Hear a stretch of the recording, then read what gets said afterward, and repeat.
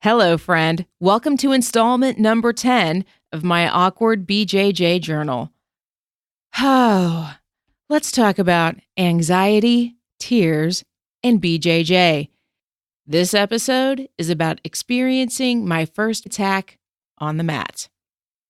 Today was my first day back on the mat in over a week. Last week was hectic with work and projects. At least that's my excuse.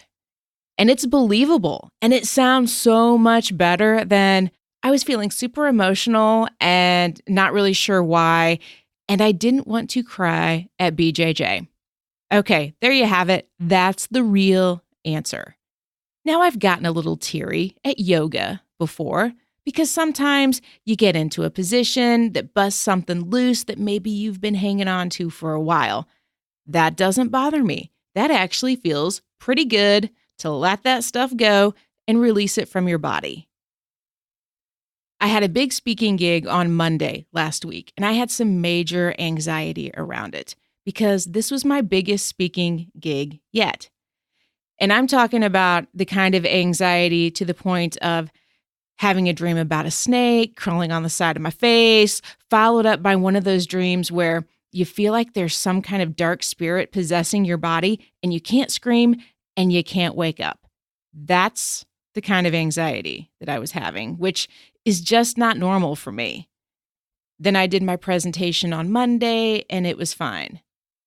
Oh, but the fun and feelings didn't end there.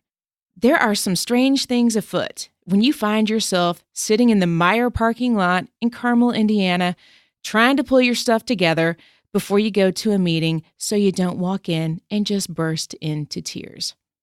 Well, now we're in a new week. It's Tuesday. I'm feeling pretty good. I go to class this morning. I'm a little frustrated because I feel like I missed a lot by not being in class last week, but I'm hanging in there. Then we started rolling. My partner got a good collar grip and pulled me to the ground, and I did a major face plant. He didn't even pull me that hard. I think he was as surprised that I did the face plant as much as I was surprised. And you know what? It was all on me. I don't know where my head was, but it wasn't where it needed to be. So we get back up and start to roll again.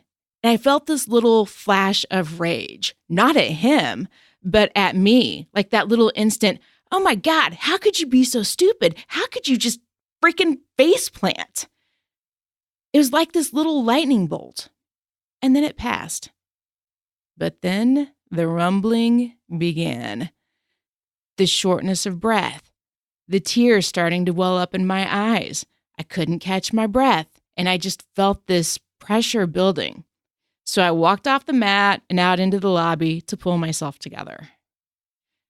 So I'm trying to catch my breath, and I'm just sitting there waiting for Jimmy Dugan to magically appear in a gi and tell me that there's no crying in BJJ. He did not show up, but my coach did, and she made sure that I was breathing, because if you've listened to any of the previous episodes, you know that sometimes I forget to breathe. And she talked me through it, and I was all right and ready to go back. My biggest learning of the day happened next. She told me I needed to have a plan before I walked back through that door and went back to class. What did I want to do? Did I want to continue to roll? Or did I want to sit it out? Because either choice was okay. And this is what I will use off the mat. We all face plant in one way or another in some aspect of our lives. I know I'm not the only one to experience anxiety on and off the mat. Chances are good it will happen again. I already feel better having just experienced it this first time. I know I need to breathe and be intentional with my next move. Have you experienced anxiety on the mat? How do you work through it? How do you pull yourself back together? You can tweet me at BrassyBroadJen or email me at Jen, Jen, @BrassyBroad.com. Thanks for listening. Now get out in the world and do some good.